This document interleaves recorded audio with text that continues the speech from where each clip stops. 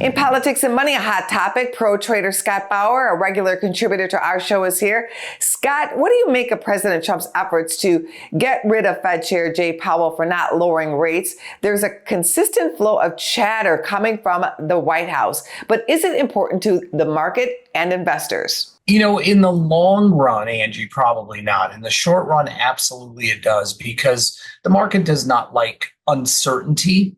So as we saw the other day, when there was some rumors or banter that President Trump was imminently going to fire him, we saw the market really sell off pretty quickly. And then just a short while later, he came out and said, no, I'm not going to. Market rebounded right back. So I think what it all comes down to is the perception of instability, and the market does not like uncertainty.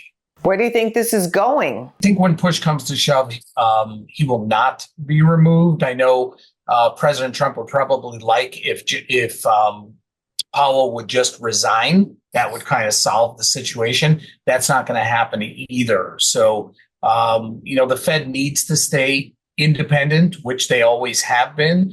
And so I think as much as we might see on social media and in the news, personally, I don't think he's going anywhere. Didn't President Trump appoint Powell to head the Fed? He did. He did back in, I believe, 2017 on his first term. How is the market reacting? I mean, the market's been pretty Teflon on all of the news out there.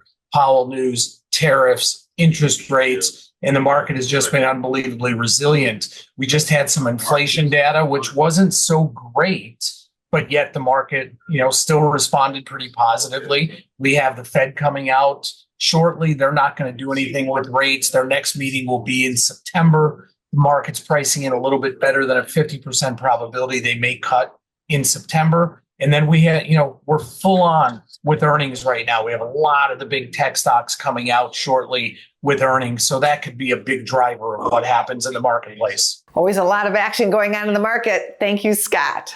Thank you, Angie.